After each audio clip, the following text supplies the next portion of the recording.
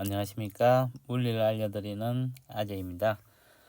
제가 올해는 물리학 1과 물리학 2 문제풀이하는 영상을 유튜브에 업로드 했었습니다. 근데 이제 지금 내년에 고등학교에 입학하는 학생들부터 수능 과목이 물화생지 1, 2 과목이 빠지고 통합과학이 대체를 하게 되죠. 그래서 통합과학이 고등학교에서는 이제 굉장히 중요한 과목 중에 하나가 될 거라고 생각합니다.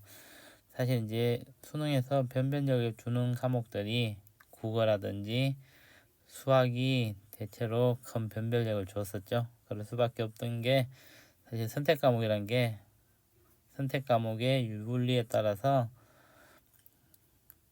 많은 상황이 벌어지기 때문에 선택 과목의 유불리를 없애는 게 사실은 수능을 출제하는 사람들의 가장 큰 목표고 괴로운 일 중에 하나였죠.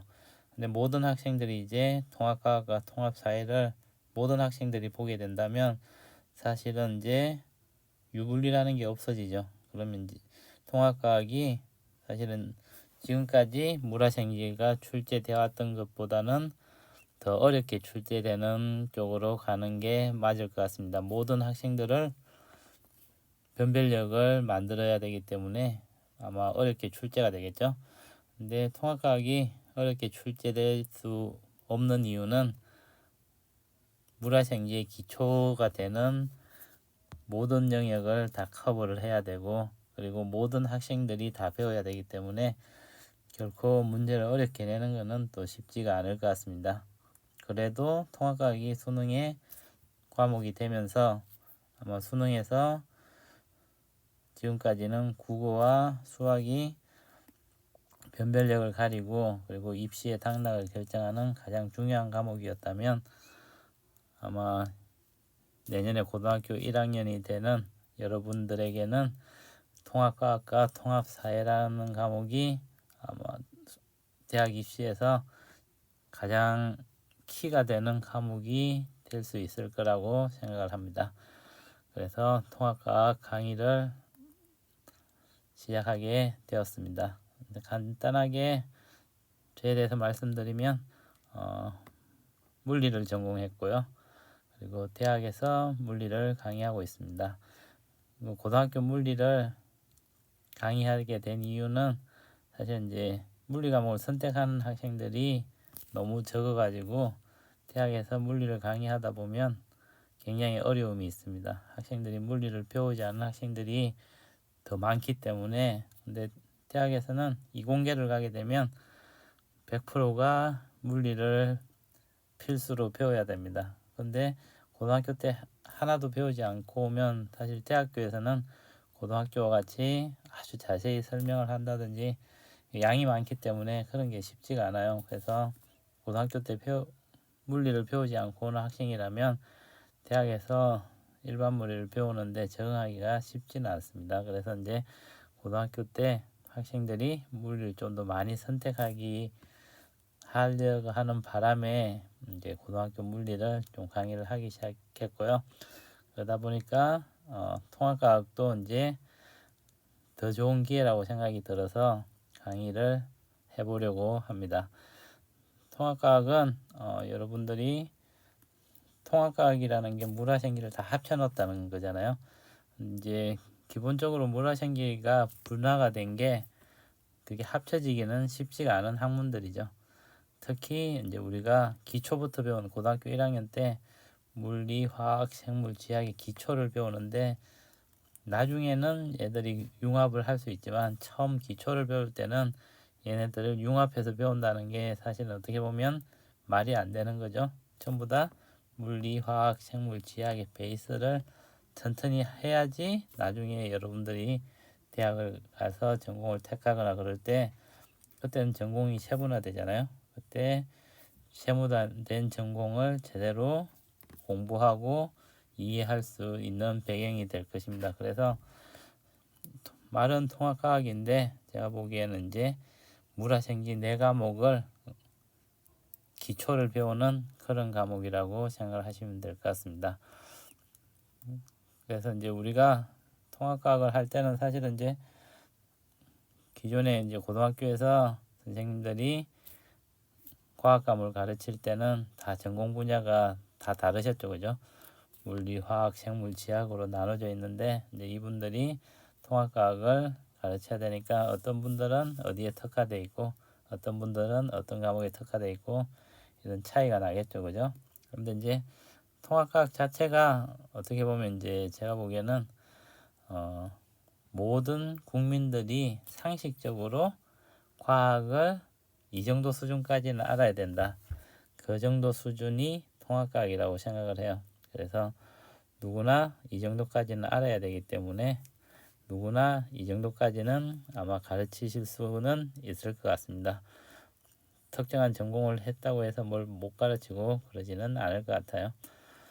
근데 이제 물리를 전공하신 분들이 아마 가르치기가 좀 더 편한 게 다른 것들은 어떻게 보면 이제 주로 단순 암기 영역이 굉장히 많이 있고 물리하고 화학은 사실은 이제 이론적으로 우리가 이해를 하고 이론을 공부를 해야 될 것들이 꽤 있기 때문에 물리 화학을 전공하신 분들이 가르치는 게 여러분들이 통합과학을 배우는데 좀 더 이해는 수월할 거라고 생각이 듭니다. 그래서 선생님에 따라서 달라지는 건 아니지만 공부하는 사람의 역량에 따라서 달라지겠지만 그래도 좀 더 이론적 베이스가 충실한 물리나 화학을 전공하신 선생님한테 배우는 게 좀 더 낫진 않을까.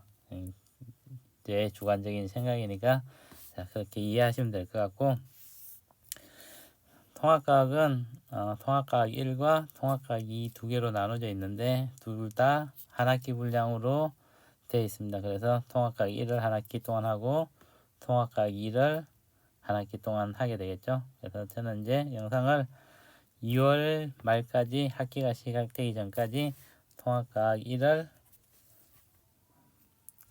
이론 강의를 마칠 생각이고 그리고 1학기 학기 중에는 문제풀이를 통합과학 1에 대한 문제풀이를 해드릴 거고 여름 방학 때쯤 통합과학 2를 하고 그리고 2학기 때는 통합과학 2에 대한 문제풀이 하는 것으로 영상을 만들려고 생각을 하고 있습니다. 그리고 한 영상은 여러분들이 이제 처음으로 고등학교로 가셨으니까 한 영상은 한 10분에서 30분 내외로 사실 이제 어떤 부분은 시간을 많이 할애해야 될 부분이 있고 어떤 부분은 짧게 개념만 짚고 넘어가야 될 부분도 있기 때문에 영상 하나당 시간은 10에서 30분 정도가 될 것 같고 제가 이제 대학교 일반 물리와 물리학 1과 물리학 2 그리고 통합과 이 4개의 강의를 동시에 진행하기 때문에 이 내용은 통합과학 내용이 그렇게 많지가 않아서 이것만 한다 그러면 한 3주면 다 끝날 수 있을 것 같았는데 제가 4과목을 동시에 하기 때문에 아마 2월 말까지 천천히 할 예정입니다. 그래서 여러분들도 거기 맞춰서 제 영상을 좀 보시면서 과학의 기초를 좀 더 다지셨으면 좋겠고 여러분들이 공부를 하시는데 사실 과학이라는 거는 어떻게 사고하느냐의 사고방식에 대한 문제예요. 어떤 문제가 닥쳤을 때 얘를 어떤 식으로 접근을 해서 문제를 해결할 건지 여러분들이 나중에 이제 좀 더 크고 사회에 나가시면 인생이란 거는 문제를 해결해 가는 과정이라고 생각해요. 어떤 문제가 닥치면 그걸 해결하고 또 다른 문제가 오면 또 그걸 해가고 근데 우리가 과학이나 철학을 하는 목적은 그런 것들을 합리적이고 이성적으로 잘 대처를 하는 걸 배우는 거라고 생각하시면 될 것 같아요. 그래서 단순하게 지식을 배우는 것도 있는데 과학적인 문제를 해결하면서 우리한테 앞으로 닥칠 여러 가지 문제가 있을 텐데 그런 것들도 과학적으로 생각하고 이성적으로 생각하면서 헤쳐나갈 수 있는 그런 기초가 된다고 생각하시면 될 것 같아요. 그래서 이제 통합과학을 하시면서 너무 어렵게 생각하실 필요는 없을 것 같아요. 굉장히 기초적인 거고 아까도 말씀드렸듯이 모든 국민들이 알아야 될 상식이라고 생각하시면 될 것 같아요. 우리가 이제 보통 사람들이 법률 지식이라든지 경제 지식이라든지 그리고 음식에 대한 지식이라든지 이런 것들은 모든 사람들이 어느 정도는 가지고 있잖아요. 근데 어떤 사람들이 물리나 화학에 대한 기초 지식을 있는 사람들은 그렇게 많지가 않죠, 그죠? 근데 통합과학을 하는 거는 모든 국민들이 이 정도의 과학적 상식은 가져야 된다. 그 바탕이 되는 과목이 통합과학이라고 생각을 합니다. 그래서 여러분도 통합과학을 열심히 공부하셔서 상식이 풍부한 사람이 되는 것과 그 다음에 여러분들이 원하는 목표하는 대학에 가기 위해서 수능도 잘 볼 수 있고 그리고 원하는 대학도 갈 수 있는 그런 준비를 하는 과정이라고 생각하시고 통합과학을 열심히 공부하시면 생각보다 재미있고 즐겁게 공부를 하실 수 있을 것 같습니다. 그래서 제 강의도 좀 많이 들어주시고 과학도 흥미롭게 열심히 공부하시는 그런 계기가 되었으면 좋겠습니다. 네, 감사합니다.